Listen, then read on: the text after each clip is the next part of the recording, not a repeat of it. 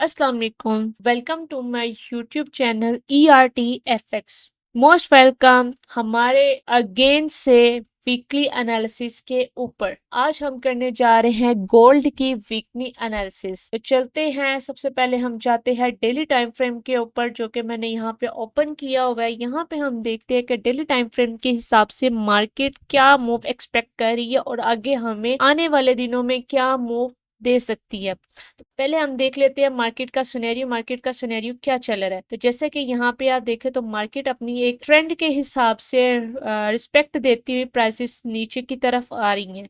तो यहाँ पे हम एक वेव देख लेते हैं जो कि मार्केट बना रही है। जैसे कि ये हमारा हाई लगा, ये लो लगा, अगेन उसी ट्रेंड का टेस्ट हुआ, अगेन हाई लगा। इस लो को यहाँ पे मार्केट ने ब्रेक किया, ब्रेक करने के बाद 12 न्यू लो लगाया। उसके बाद मार्केट ने जो तीसरा टेस्ट है वो यहाँ पे नहीं किया, यानी कि हमारे पास अभी एक वैलिड है कि कुछ इस तरह की सिचुएशन बन सकती है। ठीक है, डेली के हिसाब से यहाँ पे कुछ इस तरह की सिचुएशन बन सकती है। तो आए चलते हैं यहाँ पे डेली का कुछ जोन मार्क करते हैं और देखते हैं यहाँ पे हमारे पास जो डेली के जोन है जहां से हम जो है एक्सपेक्टेड बाय कर सकते हैं। फर्स्ट अब यहाँ पे देखो तो ये एक इस डेली के हिसाब से हमारे पास प्राइजेस ने यहाँ पे हाई लगाया। हाई का प्रीवियस लो हमारे पास ये पड़ा हुआ था। ठीक है, यहाँ पे हमारे पास ब्रेक ऑफ स्ट्रक्चर हुआ, ब्रेक ऑफ स्ट्रक्चर यहाँ पे हुआ। ब्रेक ऑफ स्ट्रक्चर करने के बाद जो है यहाँ से प्राइसेस बाय साइड की तरफ गई, बाय साइड से प्राइसेस नीचे आई। यहाँ पे मार्केट ने इंड्यूसमेंट ली, इंड्यूसमेंट लेने के बाद जो है प्राइसेस इंड्यूसमेंट लेने के बाद प्राइसेस यहाँ इस इंड्यूसमेंट को स्वीप किया। स्वीप करने के बाद प्राइसेस ने ब्रेक ऑफ स्ट्रक्चर नहीं किया। उसके बाद दोबारा प्राइसेस नीचे आई हैं और यहाँ पे हमारा रिसेंट लो का ब्रेक ऑफ स्ट्रक्चर कर दिया। ठीक है, break of structure daily time frame में हो चुका है। ठीक है, उसके बाद प्राइजेस ने यहाँ पे अपनी एक रेंज दिखानी शुरू कर दी। ठीक है, यहाँ पे एक रेंज दिखानी शुरू कर दी प्राइजेस ने। रेंज दिखाने के बाद जो कि हमारा एक ट्रेंड कंटिन्यू जो चल रहा था उसको अभी तक रिस्पेक्ट नहीं किया। अगर प्राइसेस इस तरह से अपसाइड की तरफ जाती, इस ट्रेंड को रिस्पेक्ट करती, तो प्राइसेस नीचे बहुत शार्प मूव देती। ठीक है, अब हमारे पास एक जोन पड़ा हुआ है। अच्छा जी, अब अगर प्राइसेस इस तरह से मार्केट यहाँ पे आके हमारी पिछली लो को ब्रेक कर देती है तो यहाँ पे और डेफिनेटली हमारा जो है वो ब्रेक ऑफ स्ट्रक्चर फाइंड हो जाएगा कि ये हमारा जो है वो ब्रेक ऑफ स्ट्रक्चर हो रहा है। आज चलते हैं, देखते हैं H4 के हिसाब से क्या मार्केट मूव एक्सपेक्ट कर रही है। H4 में आते हैं, H4 टाइम फ्रेम में हम देखते हैं। H4 टाइम फ्रेम में आते हैं, H4 टाइम फ्रेम में आके हम देखते हैं कि H4 टाइम फ्रेम में मार्केट क्या मूव बता रही है। यहाँ पे है तो प्राइसेस को थोड़ा सा देखें, थोड़ा सा डीपली अगर आप देखो तो हमारे पास ये मेजर हाई लगा हुआ है और ये मेजर इसका लो लगा हुआ है। ठीक है, और इसके इंटरनल स्ट्रक्चर में एक्सटर्नल को अभी आप जो मैंने एक्सटर्नल आप स्ट्रक्चर आपको बताया वो भी आपने देखना। अब हम इंटरनल स्ट्रक्चर की बात करते हैं। इंटरनल स्ट्रक्चर के हिसाब से मार्केट ने हमारे पास हाई लगाया और इस हाई का हमारे पास जो प्रीवियस लो बनता है वो ये है। ठीक है, ये हमारे पास प्रीवियस लो के यहाँ पे मार्केट ने प्रीवियस लो का यानी कि यहाँ पे हमारा H4 के हिसाब से चेंज ऑफ फैक्टर हुआ। चेंज ऑफ फैक्टर करने के बाद प्राइसेस ने अगर यहाँ पे हम फिब मार्क करते हैं हाई से लो तक, तो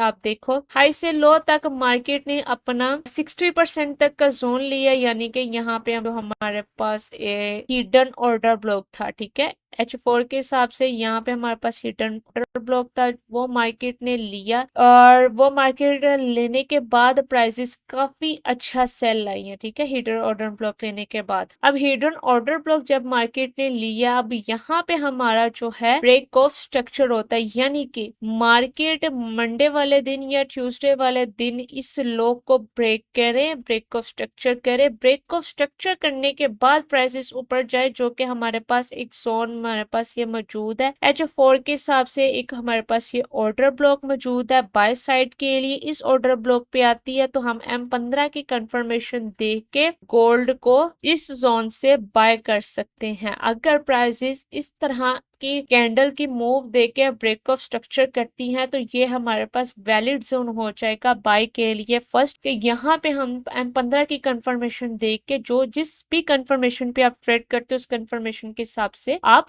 ट्रेड फाइंड कर सकते हो।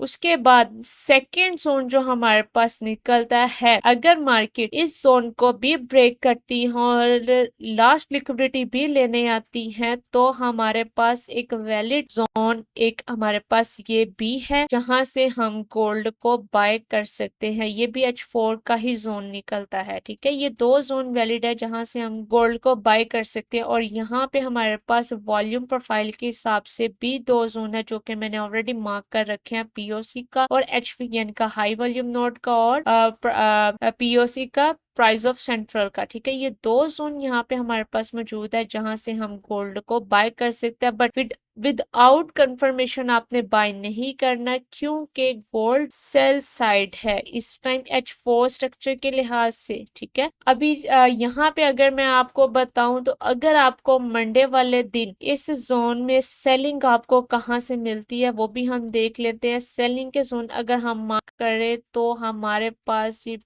दो जोन निकले हैं। यहाँ पे एक हमारे पास ये ऑर्डर ब्लॉक निकला। ठीक है, इस ऑर्डर ब्लॉक को हम फाइंड कर लेते हैं। ये ऑर्डर ब्लॉक हमारे पास है एक, और दूसरा एक हिडन ऑर्डर ब्लॉक हमारे पास ये है। ठीक है, दो जोन है जहां से हम गोल्ड को सेल कर सकते हैं। अगर मंडे वाले दिन या फिर ट्यूसडे वाले दिन आपको इस प्राइस पे मार्केट मिले तो आप इस प्राइस से गोल्ड को सेल कर सकते हैं।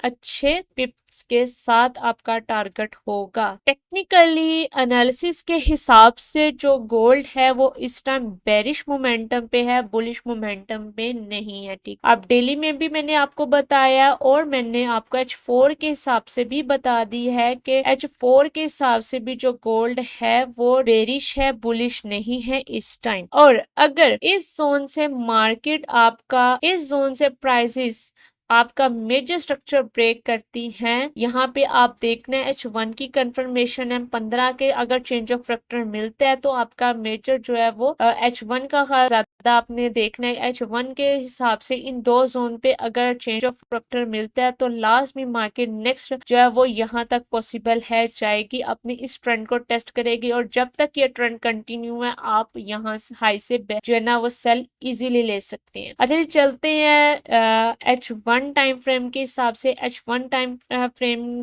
के हिसाब से भी जो मार्केट है वो बहुत देर से जो है अपना स्ट्रक्चर चेंज कर चुकी हुई थी। अपना स्ट्रक्चर चेंज करने के बाद मार्केट ने यहाँ पे देखें एक हाई मार्क किया। हाई का प्रीवियस तो हमारे पास ये पड़ा हुआ था, यहाँ पे इसने चेंज ऑफ फैक्टर किया। चेंज ऑफ फैक्टर करने के बाद मार्केट अपने वैलिड जोन से सेल आई है। सेल आने के बाद यहाँ पे ब्रेक ऑफ स्ट्रक्चर हुआ है। ब्रेक ऑफ स्ट्रक्चर होने के बाद मार्केट दोबारा अपने अच्छे जोन से सेल आई है। अगेन यहाँ पे हमारे पास ब्रेक ऑफ स्ट्रक्चर हुआ है, यानी कि H1 में मार्केट दो दफा अपना ब्रेक ऑफ स्ट्रक्चर भी कर चुकी हुई है। अभी जो मार्केट की मूव चल रही है वो H4 के हिसाब से चल रही है। तो आपने अब जब भी मार्केट की प्राइस देखनी है यानी कि इस वीक, तो आपने H4 के हिसाब से ही एनालिसिस करके देखना है और फिर आपने लोअर टाइम फ्रेम पे आके देखना है कि मार्केट की क्या सूरत हाल है। अच्छा जी, ये दो जोन हमारे पास निकले। अगर इनकी कंफर्मेशन आपको M15 पे मिलती है तो M15 पे जाके आप यहाँ पे कोई भी स्ट्रेटेजी अप्लाई करके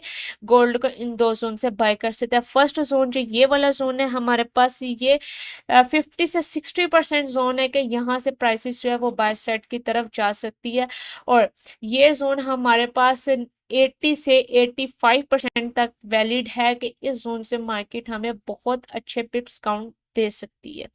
तो ये है जी हमारी डेली की और वीक की एनालिसिस। वीक की और डेली के हिसाब से मार्केट हमें यह सिनेरियो इस वीक दे सकती है जब तक मार्केट हमारी मेजर लो जो कि इसने बनाई हुई है इसको ब्रेक नहीं कर देती, तब तक जो है हम बिग टाइम फ्रेम यानी कि वीक में और मंथ में बाय साइड है। ठीक है, जब मार्केट इस लो को ब्रेक कर देगी, नेक्स्ट जो हमारे पास जोन होगा वो हमारे पास ये है जो मैंने लाइव में भी आपको बताया हुआ है कि फिर मार्केट 39 से लेकर 3800 तक प्राइसेस ड्रॉप हो सकती है। फिर हमारा BOS कंसिडर हो जाएगा। ये जी हमारी वीक की एनालिसिस। आई होप सो आपको अच्छी लगी होगी। Like, share and comment last में कीजिएगा। इंशाल्लाह मिलते हैं नेक्स्ट वीक। अल्लाह हाफिज।